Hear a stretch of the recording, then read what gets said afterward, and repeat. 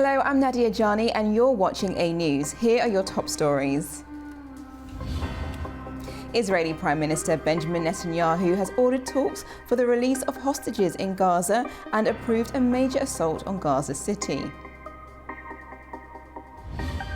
The Trump administration issues sanctions on companies and vessels for dealing in Iran oil.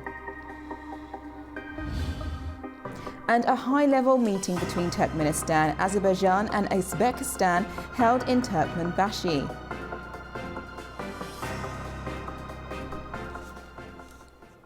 First tonight, Israeli Prime Minister Benjamin Netanyahu has ordered talks for the release of hostages and approved a major assault on Gaza City. The move comes as Israel prepares to intensify operations despite international calls for a ceasefire. Israeli Prime Minister Benjamin Netanyahu said Thursday that Israel will start talks on freeing hostages and ending the war. Speaking to soldiers near the Gaza border, Netanyahu confirmed that he had reviewed and was preparing to approve military plans for a full-scale assault on Gaza City. I greatly appreciate the presence of the reserve soldiers and, of course, the regular army for this vital goal. At the same time, I have issued instructions to begin immediate negotiations for the release of all our hostages and an end to the war on terms acceptable to Israel. His remarks marked Israel's first response to a ceasefire plan put forward by Egypt and Qatar earlier this week, which Hamas has already accepted. The proposal calls for a 60-day truce, the release of 10 hostages and 18 bodies held in Gaza in exchange for about 200 Palestinian prisoners. Once the temporary ceasefire begins, both sides would then negotiate toward a permanent agreement, including the release of the remaining captives. At the same time, Israel has moved forward with military preparations. On Wednesday, the army called up 60,000 reservists and extended 20,000 more, signaling Israel's readiness to press ahead with the Gaza City offensive despite international pressure to stop. The world's leading authority on food crisis said the Gaza Strip's largest city is gripped by famine. It said that it's likely to spread across the territory without a ceasefire and an end to restrictions on humanitarian aid. But Israel disagrees. Gaza City and its surrounding area is now experiencing famine, a UN-backed body of food security experts has confirmed. United Nations Integrated Food Security Phase Classification, which is used by governments and international bodies to identify hunger levels around the world, has raised its classification to Phase 5, the highest and most severe. It says that over 500,000 people across the Gaza Strip are facing catastrophic conditions characterized by starvation, destitution, and death. It also marks the first time a famine has been officially confirmed in Gaza. The famine declared today in Gaza Governorate by the IPC is the direct result of actions taken by the Israeli government. It has unlawfully restricted the entry and distribution of humanitarian assistance and other goods necessary for the survival of the civilian population in the Gaza Strip. Hamas calls for urgent action as UN confirms Gaza famine situation. But Israel dismissed the findings as false and biased, saying the IPC had based its survey on partial data largely provided by Hamas, which did not take into account a recent influx of food. Thousands of Israelis took to the streets in Tel Aviv on Thursday night in one of the largest protests since the war began. They're demanding Prime Minister Benjamin Netanyahu strike a deal with Hamas to end the conflict and bring home 50 hostages. Thousands of Israelis are trying to pressure Israeli Prime Minister Benjamin Netanyahu to reach an agreement with Hamas to end the war and release the remaining hostages in Gaza. They protested in Tel Aviv to support the families of the captives Thursday night. Demonstrators waved Israeli flags and carried photographs of hostages as they marched towards Israel's Defense Ministry headquarters in capital city. We're here today and almost every day because we have hostages still in Gaza, 50 hostages, 1 woman and 49 men. 20 of them are alive. We hope they're all alive, and we want them back, and they're not back yet. So we'll keep coming here and asking the government to have a deal and get them to come back. I think it's about time that we make a deal with the Hamas, an old deal for all the people, not a partial deal, an old deal for all the hostages, for all the 50 hostages who are still staying in Gaza. I think the world doesn't understand that the Hamas has the key. He has the key of the end of the war. If we want to end the war, the simple thing is to free the hostages, and the Israeli public won't let Netanyahu to continue to make war. I'm sure about that. Netanyahu said on Thursday that Israel would immediately resume negotiations for the release of all hostages and an end to the nearly 2-year-old war, but on terms acceptable to Israel. It was Netanyahu's first response to a temporary ceasefire proposal put forward by Egypt and Qatar that Hamas accepted on Monday. Now to Ukraine. Ukrainian President Volodymyr Zelensky welcomed NATO chief Mark Rutte in Kyiv on Friday for talks on security guarantees by other states for his country. Speaking at a joint press conference with Rutte in Kyiv, Zelensky said the guarantees ought to be similar to NATO's Article 5, which considers an attack on one member of the alliance as an attack against all. President Vladimir Zelensky also reported that Russia launched a massive attack overnight using 574 drones and 40 missiles. In his evening address, he said Ukrainian forces intercepted a large portion of the assault, but some strikes still hit civilian targets, including an American-owned household appliance factory. Zelensky also shared his views on 2 potential peace talk formats.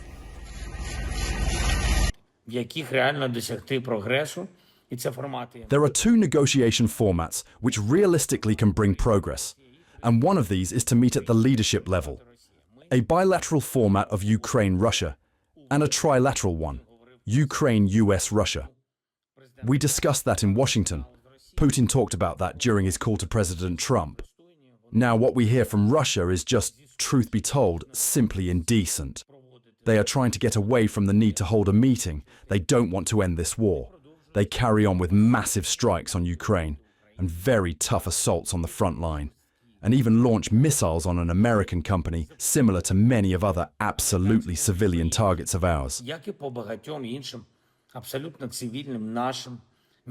Staying on Ukraine, Ukrainian forces have struck a key oil hub in Russia's Bryansk region. The oil hub is part of the critical Druzhba pipeline, supplying crude oil to Hungary and Slovakia. The strike, confirmed by drone footage and thermal hotspots, triggered a massive blaze. Hungary's foreign minister warned it's a direct hit to energy security as both countries rely heavily on this route. In response, officials say deliveries may be suspended for up to 5 days as repairs begin, while Ukraine continues targeting Russian energy infrastructure to weaken the Kremlin's war funding. The Trump administration has issued more Iran-related sanctions targeting 13 entities based in China, along with 8 vessels accused of facilitating Iranian oil exports. The US Treasury blacklisted networks linked to Greek national Antonios Margaratis, along with shipping firms in Hong Kong and the Marshall Islands, while the State Department sanctioned 2 Chinese oil storage operators. The move comes in the middle of a stalled nuclear talks with Tehran, saying conditions are not yet in place for effective negotiations with Washington. Spanish protesters in the northern region of Galicia are demanding stronger wildfire prevention measures after this year's blaze burnt at least 400,000 hectares, the largest amount on record since 2006. Here's more. Demonstrators in Spain's northern Galicia region have taken to the streets to protest against the government's handling of devastating wildfires. In the city of Orense, crowds held placards reading "Forest fires never again" and accused the ruling Popular Party of failing to act effectively. Spain's Labour Minister Yolanda Diaz joined a rally calling for countermeasure policies and better working conditions for firefighters. The protests come as southern Europe faces one of its worst wildfire seasons in 2 decades. We need fire prevention policies throughout the year. We need the hills to be clean. We need to promote extensive herding. To have sheep and goats is key to have rich forests, and also to fight what we are seeing today. Once and for all, we need to finish with single crop farming in our country and parts of our region. We are very familiar with it in Galicia. Spain is still battling major blazes in western and northern regions after a 16-day heat wave. Weather conditions eased on Thursday, with lower temperatures and higher humidity, helping firefighters control 18 large fires. But despite the improvement, a new blaze broke out in Santa Cristina de Cobres, sending thick smoke into the sky. The government has deployed about 3,400 troops and 50 aircraft across the country. International support has also arrived, with firefighters, vehicles and aircraft sent from several European nations, including France, Germany and Finland. Authorities estimate that more than 382,000 hectares have already burned this year, an area larger than the island of Mallorca. It is the largest amount of land destroyed by fire since records began in 2006 and 4 times higher than the long-term average. Southwestern Japan is grappling with floods and mudslides as Typhoon Ling weakens to tropical depression. Japan's meteorological agency warns of heavy rain and for residents to stay alert. Although Typhoon Ling has weakened to a tropical depression on Friday, it brought southwestern Japan a record amount of rainfall with it on Thursday. According to local media, Kagoshima City recorded 325 millimeters of rain in 24 hours, causing severe street flooding and waterlogging. Minasatsuma City received 315 millimeters during the same period, marking the highest August rainfall since records began. The Japan Meteorological Agency said the typhoon made landfall in Kagoshima Prefecture on Thursday and warned of potential landslides, river overflows and flooding, particularly across southern Kyushu. 5 mudslides were reported in Ichikiku Shikino City, but no injuries have been reported. Ling is moving slowly northeast, with the threat of more heavy rain and flooding, especially across Kagoshima Prefecture. Authorities have urged residents to stay vigilant.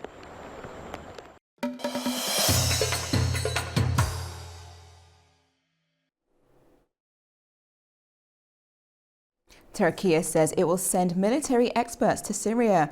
It's aimed at addressing defence needs and drawing up a joint plan for restructuring the Syrian armed forces. Our correspondent Aliyah Aziz has more. Turkey's defense ministry says it will send experts to Syria for technical visits to assess defense needs and draft a joint roadmap to rebuild the Syrian armed forces. Officials explained that technical visits mean delegations of Turkish military experts will travel to Syrian bases and institutions to evaluate gaps in training, equipment, and logistics. The findings will guide joint programs for rebuilding Syria's defense capacity. The announcement comes after the signing of a joint training and consultancy memorandum of understanding on August 13th, which officials say has already sped up military cooperation. Under the agreement, Syrian officers have started official visits, including a recent trip by the Damascus Training Department chief to Turkey's National Defense University. Training sessions are underway at Syria's request, part of what both sides describe as a long-term effort to restructure the Syrian armed forces under the principle of one state, one army. The ministry underlined that this cooperation is being coordinated directly with Syria's defense ministry and is aimed at ensuring regional peace and stability after more than a decade of civil war. At the same time, officials rejected speculation that Turkey is preparing to send peacekeeping troops to Ukraine, insisting no such deployment is under discussion. Next steps in Syria are expected to include border training initiatives, more on-the-ground technical visits, and rebuilding Syria's defense institutions, as Ankara positions itself as a central partner in Syria's reconstruction and regional security. For AnewZ, this is Aliyah Aziz, Istanbul, Turkey. Ankara has signalled that it will not rule out sending a peacekeeping contingent to Ukraine, even though officials stress that such a move would first require a ceasefire and an agreed mandate. To discuss this further, I'm now joined by former Ambassador of Turkey, Aydin Nurhan. Good evening. Good evening. Thanks for having me. No problem. Aydin, my first question is, how significant is Turkey's openness to sending a peacekeeping contingent to Ukraine? From the start, Turkey has been trying to help both sides. Turkey is trying for peace in the region, all the region, plus of course Russia and Ukraine. So Turkey does want to have peace, but the problem is this: as you would remember, Putin, whether he was joking or real, he said the next meeting was to be in Moscow, as you may remember. So, but now Zelensky says Russia does not want to sit at the table. So the US was hesitant whether it was ceasefire first or agreement first. Now Russia and the USA both want agreement first. Now, if that is the case, then of course it's too early for this question. But if ceasefire would come, and then Britain, France, and Turkey, Turkey, so to speak, may start negotiating. Turkey would not be the foot soldier. It should be on the negotiating table for the good of the side, and Turkey would indeed be sending troops. But we have to check for all the options, all the necessities, realities. And what options could realistically be met for something like that to take shape? First, of course, the sides have to agree on the ceasefire, or if not, the agreement. Then, of course, Ukraine would like security. You remember this, please, note this is very important. As the nuclear weapons were being removed from Ukraine, you may remember that NATO countries guaranteed Ukraine to protect it against Russia.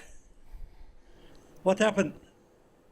So this time, again, if they say we will guarantee your protection, security, how much should they trust the NATO countries? But there is one thing: they do trust Turkey. They would trust Turkish soldiers on their land.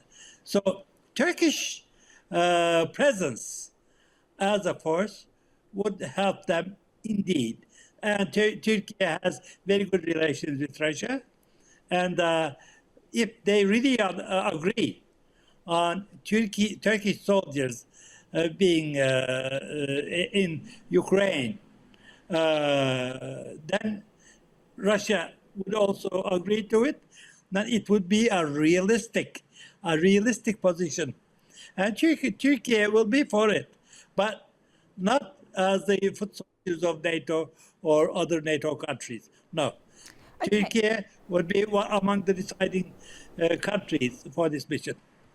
And how might this move impact Turkey's border relations with Russia, Ukraine, and NATO allies? Sorry. With NATO and European Union, Turkey would have an upper hand. They need Turkey, and they realize they need Turkey. Every other day, we are talking about it, we are negotiating this, and they know it. Turkish army is the second after the US in NATO. So with NATO countries, with European countries, yes, we will have a much, much better hand. We will be much stronger as a presence. With Russia, Russia would be agreeing to Turkish presence if need be, because we have very good relations with Russia, as you know. And with Ukraine, it's a wonderful, active,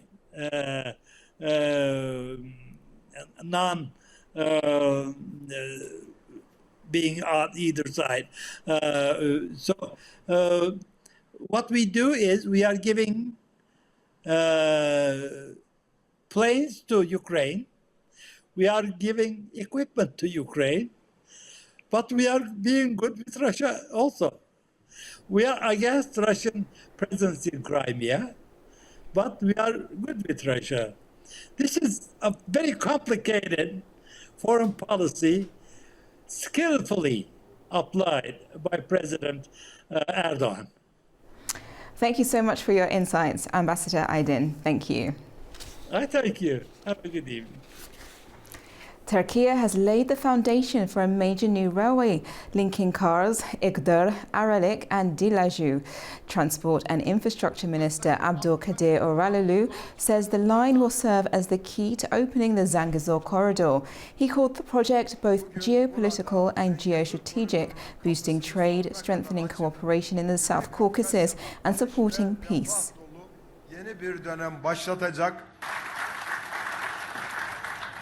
Over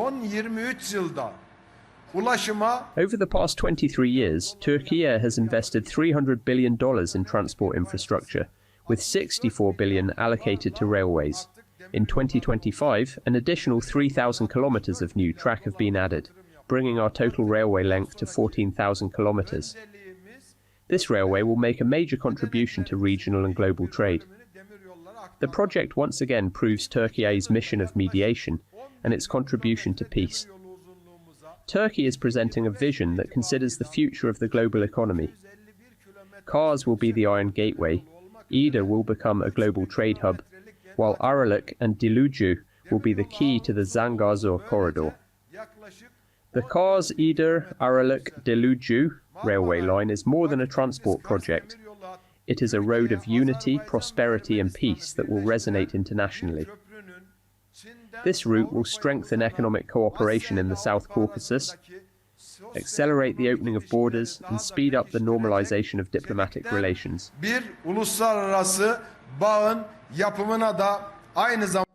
There's been high-level diplomacy in Turkmenbashi today. Leaders from Azerbaijan and Uzbekistan arrived there to discuss trade, transport, energy and cultural cooperation. Today, Turkmenbashi, the Caspian port city, became the stage for a high-stakes regional summit. Leaders from Azerbaijan, Turkmenistan and Uzbekistan came together to chart a new chapter in cooperation. A guard of honor was lined up at the Turkmenbashi International Airport in honor of the head of state, where President Aliyev and President Mirziyoyev were warmly welcomed by senior Turkmen officials, including Deputy Chairman of the Cabinet of Ministers for Trade, Nok Erguli Atagulyev. A high-level meeting was held between Turkmenistan, Azerbaijan and Uzbekistan. President of Azerbaijan Ilham Aliyev, Chairman of the Halk Maslakati, of Turkmenistan Gurbanguly Berdimuhamedov and President of Uzbekistan Shavkat Mirziyoyev posed for a joint photo.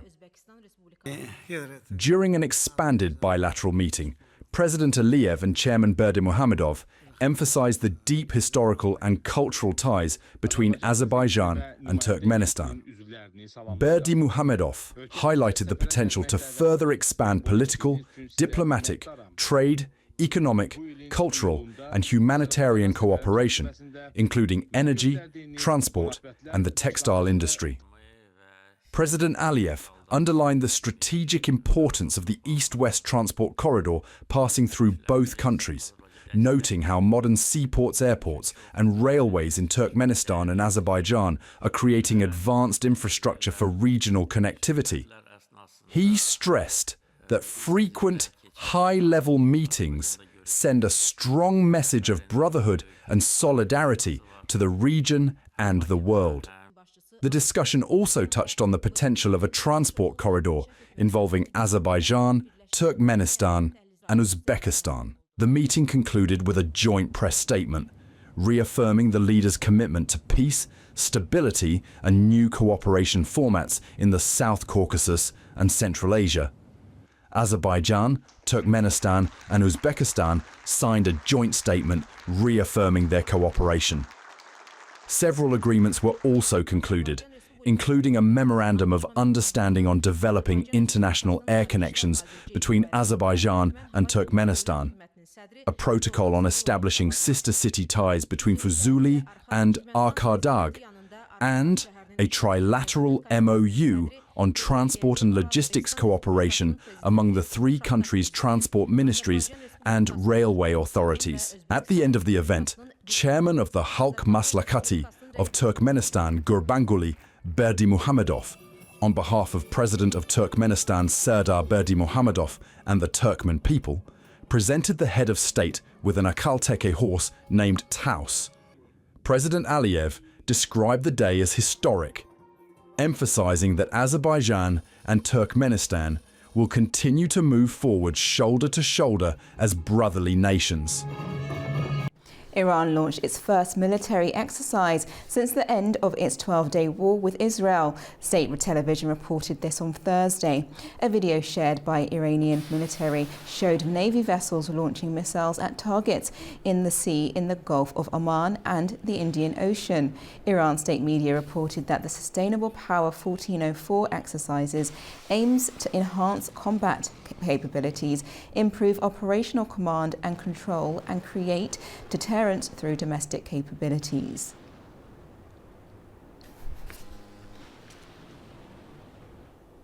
Rapidly falling water levels in the Caspian Sea are disrupting ports, raising shipping costs and endangering marine life, Azerbaijani officials say. Deputy of Ecology Minister Rauf Hajiyev told Reuters the sea has dropped nearly 1 metre in the past 5 years and 2.5 metres over 30 years. He said the receding coastline is hurting coastal communities.